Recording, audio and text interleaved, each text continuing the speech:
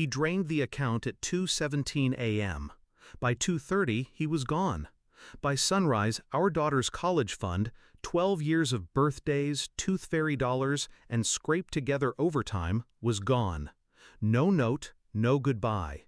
Just an empty closet and a receipt from a beachfront hotel in Tulum. I stood in the kitchen holding the receipt like it was a death certificate. "Mom," Lily said from the stairs, her voice calm, too calm. I turned. My hands were shaking. She didn't blink. "Don't worry," she said, then smirked. I handled it.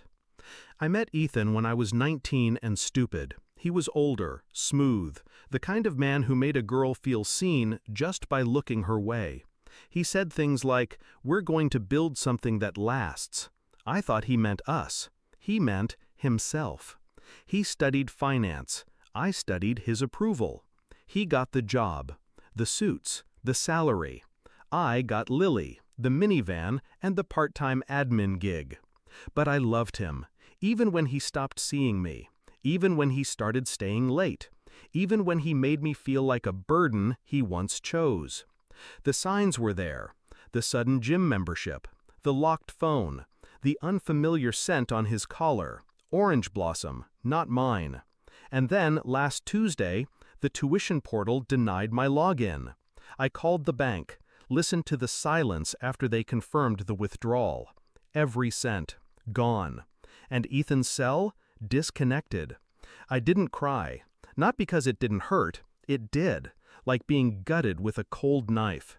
But I didn't cry because Lily was watching, and Lily was still smirking. "Handled what?" I asked.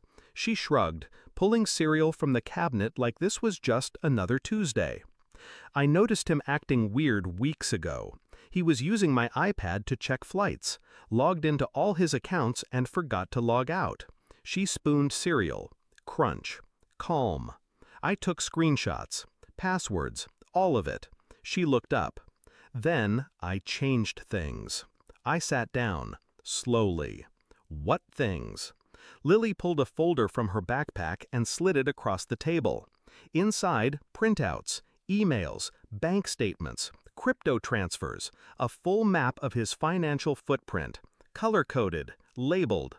12 years old. God help me. She was brilliant.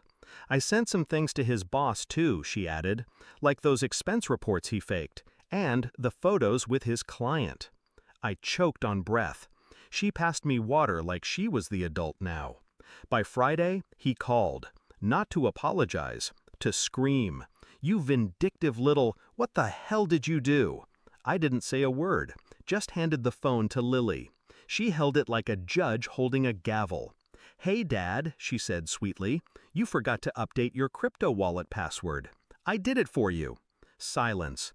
Then a breathless, panicked, "That's illegal!" She smiled. "So's draining my college fund."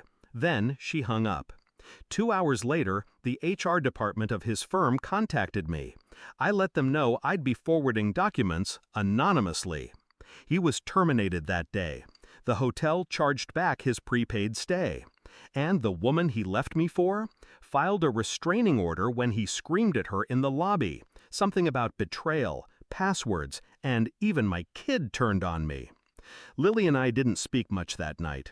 She curled up next to me on the couch, head on my shoulder. I played with her hair and thought about the weight of legacy. I raised her with empathy, with boundaries, with a spine I never showed Ethan. But she saw through him before I ever did. She wasn't cruel. She was precise. He taught me how to survive. I taught her how to watch. On Monday, the refund hit the account. Not all of it, but enough. Enough to cover tuition. Enough to buy back dignity. Ethan tried calling again. I didn't answer. I didn't need to. The last I heard, he was working freelance, begging old clients for scraps. But reputations rot fast in his circles, and scandal tastes bitter when you built it yourself. People ask me how I bounced back. I didn't bounce. I recalculated. I stopped giving the benefit of the doubt to men who weaponize silence. I stopped thinking love meant sacrifice. And I started listening to the quiet strength in my daughter's voice. My husband stole our security. My daughter took his power. And I let the past burn. Justice isn't loud. Sometimes it wears braces and drinks chocolate milk. Sometimes it's 12 years old and smarter than the man who thought he could disappear.